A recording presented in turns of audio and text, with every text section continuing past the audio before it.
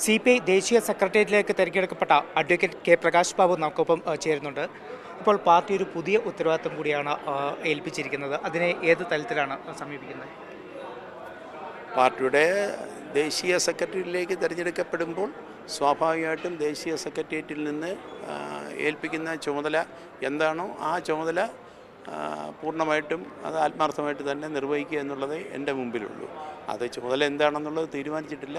ഏത് ചുമതല ഏൽപ്പിച്ചാലും രാഷ്ട്രീയപരമായിട്ടുള്ളതായാലും സംഘടനാപരമായിട്ടുള്ളതായാലും ആ ചുമതല നിർവഹിച്ചുകൊണ്ട് പാർട്ടി പ്രവർത്തനത്തിൽ നിൽക്കുക എന്നുള്ളതേ ഉള്ളൂ.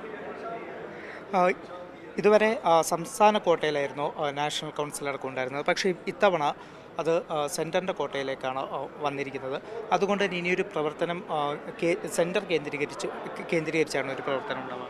അല്ല, കോട്ട സംസ്ഥാനത്തിൻ്റെ ആണോ കേന്ദ്രത്തിൻ്റെ ആണോ എന്നുള്ളതല്ല വിഷയം. അതിനകത്ത് പ്രത്യേകിച്ചൊന്നുമില്ല. അത് സൗകര്യമായിട്ട് കമ്മിറ്റികൾ രൂപീകരിക്കുന്നതിനും സംസ്ഥാനങ്ങളുടെ പ്രാതിനിധ്യം കൊടുക്കുന്നതിനൊക്കെ എടുക്കുന്നൊരു സമീപനം എന്നുള്ളതേ ഉള്ളൂ. അതുകൊണ്ട് കോട്ടയല്ല വിഷയം.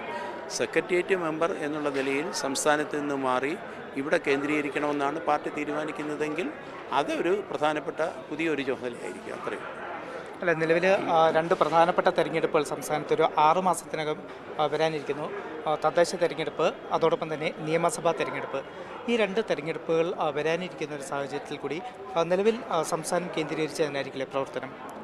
അല്ല, അത് പാർട്ടി സംസ്ഥാന സെക്രട്ടറി സൗ ബിനോയിക്ക് കൂടുതലായിട്ട് സംസ്ഥാനത്തെ പ്രവർത്തനങ്ങളിൽ കേന്ദ്രീകരിക്കണം എന്നുള്ളത് കൊണ്ടാണ് സെൻട്രൽ സെക്രട്ടേറിയറ്റിൽ നിന്ന് സൗ ബിനോയ് വിശ്വം ഒഴിയാൻ തീരുമാനിച്ചത്. ഒഴിഞ്ഞപ്പോൾ പാർട്ടിയുടെ സംസ്ഥാനത്തെ പ്രവർത്തനങ്ങളെ സഹായിക്കുന്നതിനുപരിയായി ദേശീയ നേതൃത്വത്തിൽ പ്രവർത്തിക്കുന്നതിന് വേണ്ടി ഞങ്ങളെ രണ്ടുപേരെ നിർദ്ദേശിച്ചത്. അപ്പോൾ സ്വാഭാവികമായിട്ടും ഞങ്ങളുടെ രണ്ടുപേരുടെ ഉത്തരവാദിത്വം ഒന്ന് ദേശീയ കേന്ദ്രത്തിലെ പ്രവർത്തനത്തിൽ എന്തെല്ലാം ചെയ്യണമെന്ന് വെച്ചാൽ അത് ചെയ്യുന്നതോടൊപ്പം സംസ്ഥാനത്തെ സഹായിക്കുന്ന ഒരു ജോലിയും കൂടെ മതി. സംസ്ഥാനത്തെ സഹായിച്ചാൽ മതി.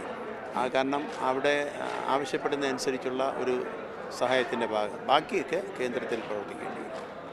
ഈ സമ്മേളനത്തിൽ പലപ്പോഴും കേട്ടൊരു പ്രധാനപ്പെട്ട കാര്യമുണ്ട്. പ്രത്യേകിച്ച് ഉദ്ഘാടന സമയത്ത് പോലും CPM ജനറൽ സെക്രട്ടറി MA ബേബിയും ചൂണ്ടിക്കാട്ടിയത് ഒരു വിശാല ഇടതുപക്ഷ ഒരു ഐക്യം കൂടുതൽ ശക്തിപ്പെടണം, കൂടുതൽ സമരങ്ങൾ ഐക്യത്തോടു കൂടി ഏറ്റെടുക്കണം, അത്തരം കാര്യങ്ങളൊക്കെ. അപ്പോൾ ഒരു ദേശീയ സെക്രട്ടേറിയറ്റിലേക്ക് വരുമ്പോൾ അത്തരത്തിലൊരു പ്രവർത്തനം ശൈലി തന്നെ മാറുമ്പോൾ ഈ കാര്യങ്ങളിലൊക്കെ എങ്ങനെയായിരിക്കും?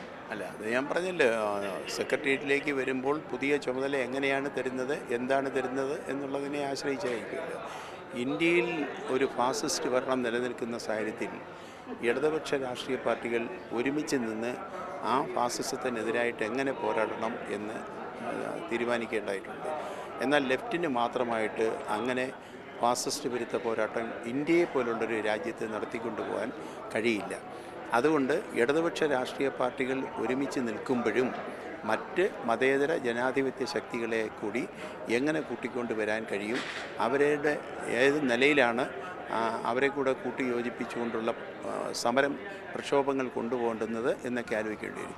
അതിനുള്ള ഒരു കോർ കൂട്ടുകെട്ടായി അതിൻ്റെ ഒരു ഏറ്റവും കാതലായ ഒരു ഭാഗമായി ഇന്ത്യയിലെ ഇടതുപക്ഷ പാർട്ടികൾ പ്രവർത്തിക്കേണ്ടതായിട്ടുണ്ട്.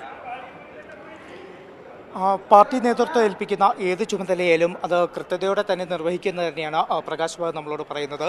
ചണ്ഡീഗഡിലെ സമ്മേളന നഗരിയിൽ നിന്നും ക്യാമറമാൻ കിരൺ രാജിനൊപ്പം വിഷ്ണു തലവൂർ.